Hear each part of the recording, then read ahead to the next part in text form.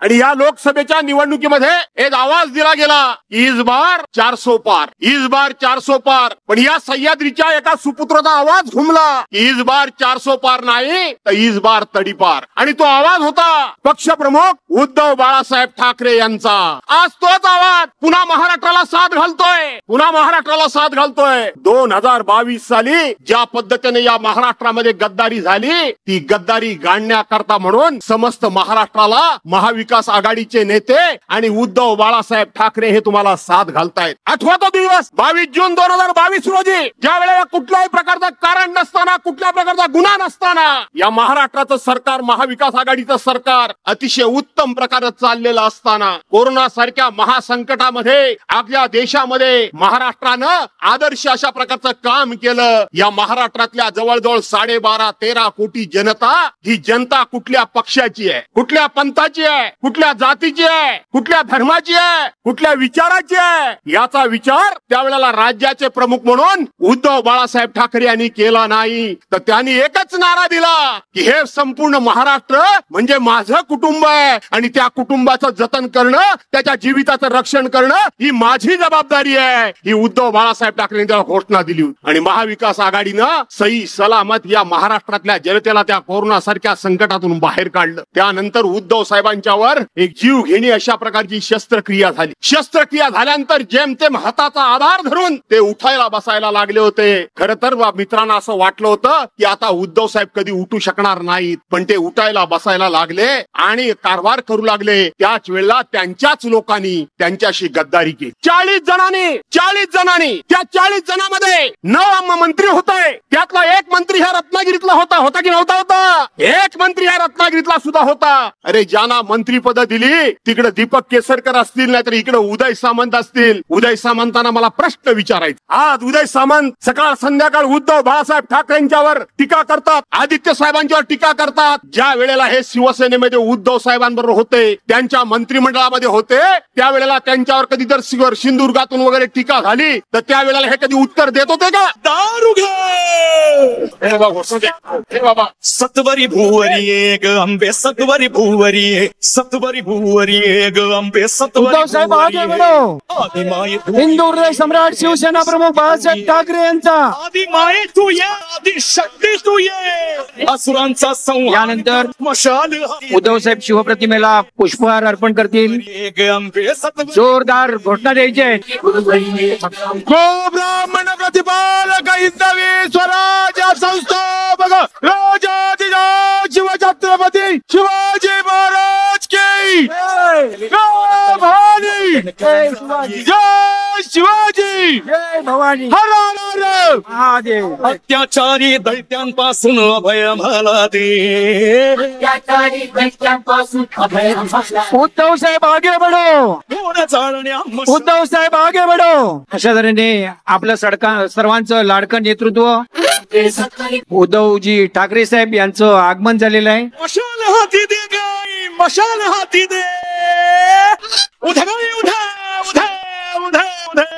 धारदार तलवार हाथ घे भवानी बनूनी, धारदार तलवार हाथ घे भवानी बनूनी जे. महिषासुर मारून टाकण्यात दुर्गा बनूनी, महिषासुर मारून टाकण्यात दुर्गा बनूनी ये. शुंभ निशुंभ विनाश करण्यात जगदंबे तू ये. अपवादने घोड चालण्या मशाल हाती दे, मशाल हाती दे. सत्वरी भुवरी ये ग अंबे, सत्वरी भुवरी ये, सत्वरी भुवरी ये, सत्वरी भुवरी ये. आणि म्हणून दीपक केसरकर असतील, उदय सामंत असतील, आज सकाळ संध्याकाळ पोपटासारखे बोलतात. ज्या वेळेला मंत्री म्हणून होते, पालकमंत्री म्हणून होते, त्यावेळेला ज्या वेळेला उद्धव साहेबांच्यावर टीका टिप्पणी होत होती, त्यावेळेला तुमच्या दाताची दात छेळी बसली होती. तुम्ही कधी प्रतिकार केलात नाही, तुम्ही कधी कोणाला उत्तर दिलत नाही. आणि अशा वेळेला मी कोरोनाच्या संकटामध्ये उद्धव साहेबांच्या आधारपणामुळे या लोकांनी धोका दिलेला आहे. आणि धोका दिलेला असताना आज पुन्हा एकदा यांना धडा शिकवण्याची वेळ आलेली आहे. धडा शिकवण्याची वेळ आलेली आहे. बांधवांनो, भगिनीनो, मी या ठिकाणी जाहीरपणे सांगतो की 40 आमदार आणि 13 खासदार सोडून गेले, सगळे सोडून गेले. पण एक अभिमान तुम्हाला सांगतो, एक ठाकरी बाणा तुम्हाला सांगतो, उद्धव साहेबांचा लढवयापणा सांगतो. या 13 खासदारांनी 40 आमदारांनी पुन्हा पुन्हा आम्हाला परत घ्या म्हणून नाना तऱ्हेची आर्जव केली. पण उद्धव साहेबांनी आपला ठाकरी बाणा दाखवला, एकालाही परत घेतलं नाही. नाही, एकालाही परत घेतलं नाही. कारण शेवटी ही गद्दारी केवळ शिवसेनेजवळ नव्हती,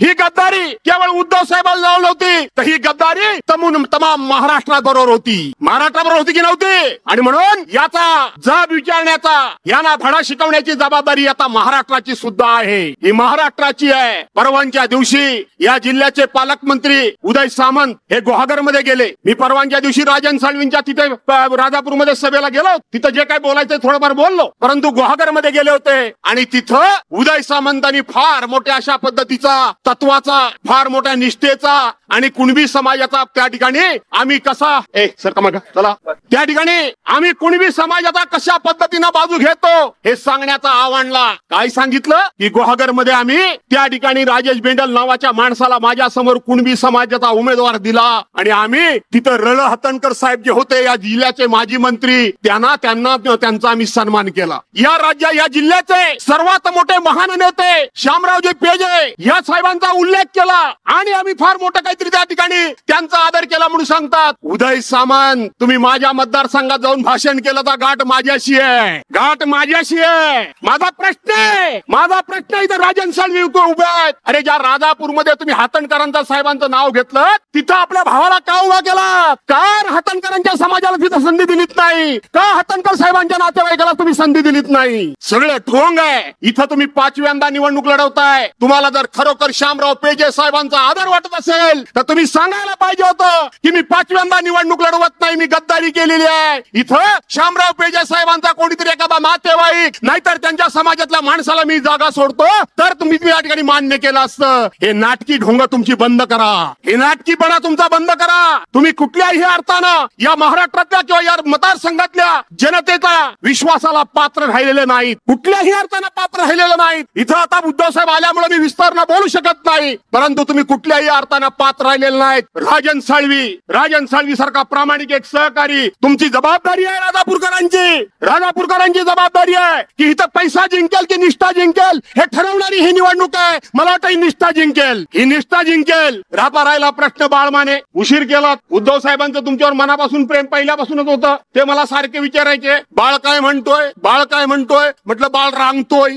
अजून रांगतोय बाळासाहेब. आणि भारतीय जनता पार्टीला पाना नम्रपणे विनंती करायची आहे की आज 1989 साली शिवसेना आणि भाजपाची आमची युती झाली. आज ज्यांच्या बरोबर तुम्ही मैत्री केली त्यांनी तुम्हाला रत्नागिरी जिल्ह्यातून पार संपवून टाकलं, तुमची निशाणी संपवली. तुम्हाला एकही उमेदवार दिला नाही, एकही जागा तुम्हाला दिली नाही. पण हिंदुहृदय सम्राट शिवसेना प्रमुखांनी ज्या काळामध्ये शिवसेना एकदम टॉपला होती, त्यानंतर उद्धव साहेबांच्या कारकिर्दीमध्ये शिवसेना टॉपला होती, पण उद्धव साहेबांनी त्यावेळेला माननीय अटल बिहारी वाजपेयी साहेबांची भाजपा पाहिलेली आहे, लालकृष्ण अडवाणी साहेबांची भाजपा पाहिलेली आहे, प्रमोद महाजनांची भाजपा पाहिलेली आहे, विजयराजे शिंदेची भाजपा पाहिलेली आहे, सुषमा स्वराजांची भाजपा पाहिलेली आहे, मुरली मनोहर जोशी यांची भाजपा पाहिलेली आहे, गोपीनाथ मुंडेंची भाजपा पाहिलेली आहे आणि वसंतराव भागवतांची सुद्धा भाजपा पाहिलेली आहे. त्यामुळे सातत्यानं भाजपाचा आदर हा शिवसेना प्रमुख आणि उद्धव साहेबांनी कायम केला. आणि म्हणून यांच्यापेक्षा आम्ही तुम्हाला जवळचे आहोत.